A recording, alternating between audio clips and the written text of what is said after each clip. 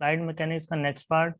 और इसमें हम लोग करने वाले हैं पार्ट नंबर 4। इससे पहले हम लोगों ने पार्ट नंबर 1, 2, 3 कंप्लीट कर लिया, साथ ही साथ इसका टेस्ट भी कंप्लीट कर लिया है। ठीक है, आप जानते होंगे कि एमसीक्यू टेस्ट हो रहा है पर डे, जिसका लिंक आपको टेलीग्राम पे मिलता है, तो आप टेलीग्राम जरूर से ज्वाइन करें टेस्ट देने के लिए, पीडीएफ पाने के लिए और वीडियो का नोटिफिकेशन पाने के लिए। ठीक है, तो आप टेलीग्राम जरूर से ज्वाइन कर लीजिए। तो आइए स्टार्ट करते हैं हम लोग पार्ट नंबर 4।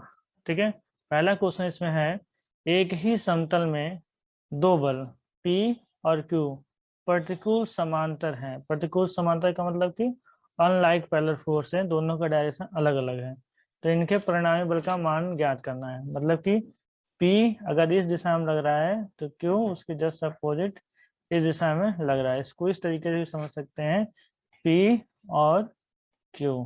ठीक है, दोनों का डायरेक्शन अलग अलग है, तो हम लोग इसको पढ़ चुके हैं, तो जानते हैं इसका रिजल्टेंट आता है P माइनस Q। ठीक है, तो ऑप्शन बी यहाँ पे क्या हो जाएगा, करेक्ट हो जाएगा। Option B is the right answer. अगला क्वेश्चन देखते हैं, क्वेश्चन नंबर 2। क्वेश्चन नंबर 2 में क्या पूछा गया है, निम्न में से कौन सी अदिश राशि नहीं है। ध्यान देना है कि अदिश राशि नहीं है। तो टाइम क्या है, अदिश राशि है। द्रव्यमान क्या है, अदिश राशि है। घनत्व क्या है, अदिश राशि है। और त्वरण एक्सेलरेशन क्या है, सदिश राशि है। तो हमारा आंसर क्या होगा, ऑप्शन सी हो जाएगा, क्योंकि पूछा क्या गया है कि अदिश राशि नहीं है, उसको बताना है। तो त्वरण मतलब कि एक्सेलरेशन हमारा क्या है, सदिश राशि है, तो ये हमारा क्या हो गया, आंसर हो गया। Option C is the right answer.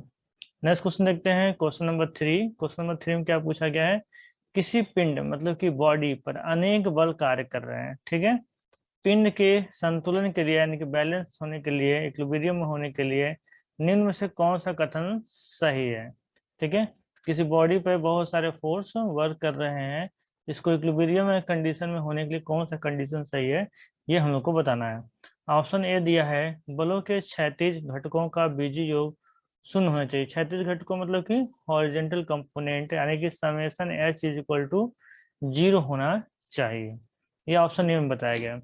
Option B में बताया गया है, घटकों के ऊर्ध्वाधर मतलब कि वर्टिकल कंपोनेंट जो है का बीजीय योग शून्य होना चाहिए, यानी कि summation v is equal to 0 होना चाहिए।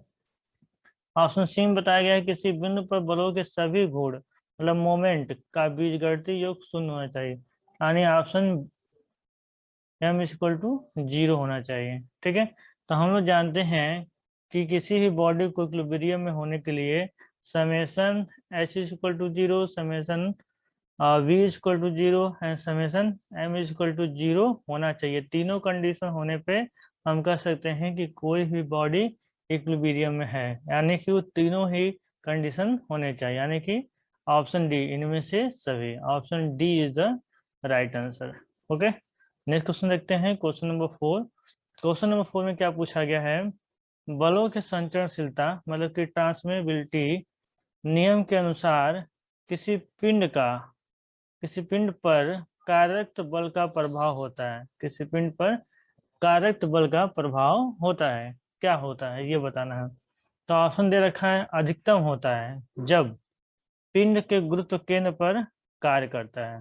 ठीक है, ट्रांसवर्सिटी का नियम क्या है कि मान लीजिए कोई दृढ़ पिंड है, रिजिड बॉडी है, उस पर कोई फोर्स लग रहा है। ठीक है, कोई फोर्स अप्लाई किया जा रहा है इस तरीके से, या इस तरीके से लगा हुआ मान लेते हैं, तो अगर उसको यहाँ पे माना जा रहा है तो उसकी उसी क्रिया रेखा पे उसी से जुड़ा हुआ है, तो उसको यहाँ पर भी काम करता हुआ मान, यहाँ पर भी काम करता हुआ माना जा सकता है। ठीक है, तो यहाँ पे ये कह रहा है कि अधिकतम जब पिंड के गुरुत्व केंद्र पर काम कर रहा हो। ठीक है, गुरुत्व केंद्र हमारे बीच में है, तो उसके पे काम कर रहा हो तब अधिकतम होगा प्रभाव। ठीक है, ऑप्शन बी कह रहा है, क्रिया रेखा के अलग अलग बिंदुओं पर बल का प्रभाव अलग अलग होता है। ऑप्शन सी है, न्यूनतम जब पिंड के गुरुत्व केंद्र पर कार्य करता है। ऑप्शन डी इनमें से कोई नहीं। तो इसका सही जवाब क्या है, इसका सही जवाब होगा कि न्यूनतम जब कि गुरुत्व केंद्र पर ये काम करता है, इसका प्रभाव न्यूनतम होता है जबकि ये गुरुत्व केंद्र पर काम करता है। Option C is the right answer. Okay, next question देखते हैं, question number 4, sorry question number 5। Question number 5 में क्या पूछा गया है, बलों के बहुभुज नियम। ठीक है, यानी पॉलीगॉन्स लॉ जो है उसी को बलों के बहुभुज नियम से परिणामी बल मतलब कि रिजल्टेंट फोर्स का मान ज्ञात किया जाता है। ठीक है, तो किस प्रकार के रिजल्टेंट फोर्स ज्ञात किए जाते हैं पॉलीगॉन्स लॉ से, बहुभुज नियम से, ये पूछा गया है। ऑप्शन ए दिया गया है समदिश समांतर बलों का, ठीक है, यानी कि लाइक पैरेलल फोर्स का, समांतर बलों का, पैरेलल फोर्स का। ऑप्शन डी समतली संगामी बलों का, ठीक है, कोप्लेनर कॉन्करेंट फोर्स का। ऑप्शन डी असमतली संगामी बलों का, नॉन कोप्लेनर कॉन्करेंट फोर्सों का। तो समझिए इसमें क्या होता है, बहुभुज हम लोगों ने क्या पढ़ा था कि सभी बल जो है किसी बिंदु पर मिलते हैं इस तरीके से कि उन्हें अगर सदिश योग में जोड़ा जाए तो एक पॉलीगन ड्रा कर सकते हैं, यही पढ़ा गया था। तो एक ही समतल में होते हैं और एक बिंदु पर मिलते हैं, यानी कि ऑप्शन सी यहाँ पे सही हो जाएगा। इसमें समतली और समांगी बलों का प्रयोग होता है। ठीक है, option C is the right answer. अगर आप थियरी अच्छे से पढ़े हैं तो ऑब्जेक्टिव क्वेश्चन अच्छे से सॉल्व कर सकते हैं, अगर थियरी नहीं पढ़े हैं तो नहीं कर पाएंगे। इसका 2-3 चैप्टर हमने थियरी पढ़ाया हुआ है, तो जा करके वहाँ देख लीजिए। उसके बाद हमने ऑब्जेक्टिव कराना शुरू कर दिया क्योंकि बच्चों की डिमांड थी कि ऑब्जेक्टिव ही कराया जाए।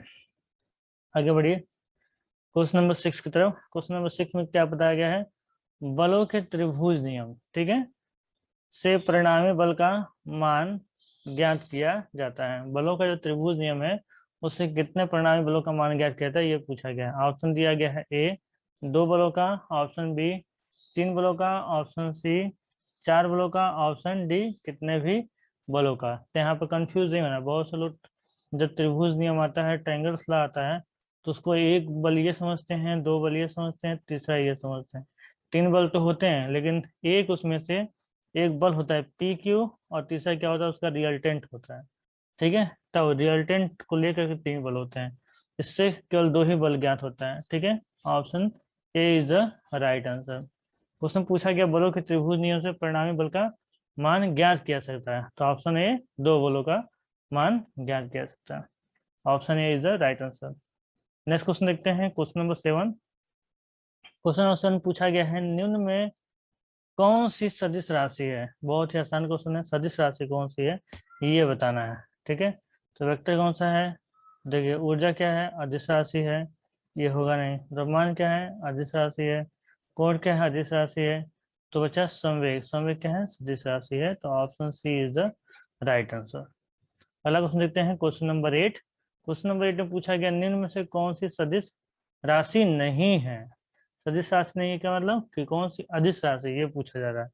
देखिए भार क्या है, ये अदिश राशि है।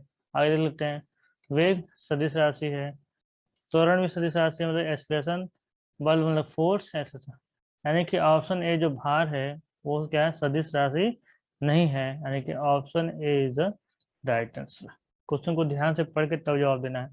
Okay, question number 9। Question number 9 में क्या पूछा गया है, यदि 3 बल एक दृढ़ पिंड पर कार्य करते हैं, मतलब कि किसी बॉडी पर 3 बल लग रहे हैं और पिंड संतुलन में है। किसी बॉडी पर 3 बल लग रहे हैं और बॉडी क्या है, संतुलन की कंडीशन में है, इक्विलिब्रियम में है, तब कैसे इक्विलिब्रियम है, क्या केस है, ये पूछा। देखिए ऑप्शन ए तीनों बल बराबर हैं, तब पूछा है।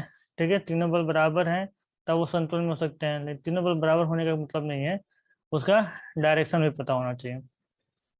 ऑप्शन बी ये गलत हो गया, कोई तरीके से बात नहीं है।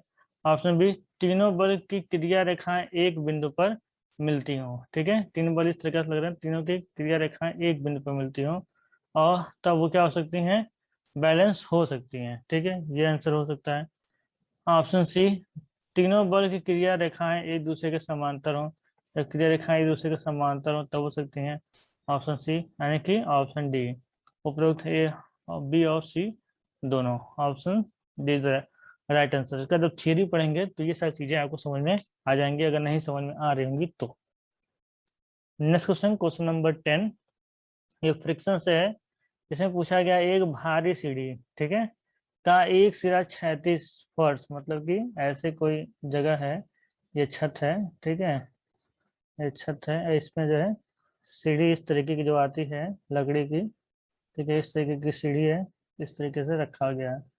ठीक, तो कहा जाता है क्षैतिज सिरा, मतलब कि नीचे वाला सिरा सिरे पर टिका है। उसका दूसरा सिरा सिरा जो है ऊर्ध्वाधर दीवार से टिका, मतलब कि वर्टिकल जो है दीवार से टिका है। यदि सीढ़ी संतुलन में नहीं हो सकती है, यदि सीढ़ी कब संतुलन में नहीं हो सकती है ये पूछा है। ऑप्शन ए, फर्श चिकना, मतलब चिकना मतलब स्मूथ हो, फिसलने वाला हो, और दीवार जो है रुक्ष, दीवार रुक्ष का मतलब कि रफ हो, ठीक है, तब संतुलन में नहीं होगा। तो देखिए अगर दीवार रफ होगा, ये होगा, तब पर भी स्लिप नहीं करेगा, ये रुक सकता है, कंडीशन है कि रुक रहेगा। ऑप्शन बी, फर्श रुक्ष हो, मतलब कि फर्श क्या हो, रफ रफ हो, और दीवार चिकना हो, तब पर भी वो स्लिप नहीं करेगा। ऑप्शन सी, फर्श और दीवार दोनों चिकनी, तो क्या कर जाएगा, स्लिप कर जाएगा, यानी कि बैलेंस कंडीशन नहीं रहेगा। ऑप्शन डी, और दोनों क्या हो, फर्श और दीवार दोनों रफ हो, तो बिल्कुल ही स्लिप नहीं करेगा। तो ऑप्शन बी देखिए, सी देखिए, इसमें दोनों ही क्या है, चिकने, यानी कि option C is the right answer. Option C के अकॉर्डिंग दोनों ही क्या है, चिकने हैं, तो दोनों में संतुलन की अवस्था में नहीं रहेगा। क्वेश्चन में ही पूछा गया है सीढ़ी संतुलन की अवस्था में नहीं हो सकती, कब नहीं हो सकती, जब दोनों ही चिकने हो, ठीक है, दीवार और फर्श दोनों ही। तो option C is the right answer. Okay, तो अभी तक हम लोगों ने कंप्लीट कर लिया है पार्ट 4 तक। इसके आगे हम लोग कंटिन्यू करेंगे पार्ट 5। और अगर आपने टेस्ट नहीं दिया है तो इस वीडियो का डिस्क्रिप्शन खोलिए, आपको टेस्ट का लिंक मिल जाएगा, आपको पीडीएफ नोट्स मिल जाएगा, और इसके पहले का जो वीडियो पार्ट 1 पार्ट 2 पार्ट 3 है उनके भी लिंक आपको वहाँ पे मिल जाएंगे, ठीक है।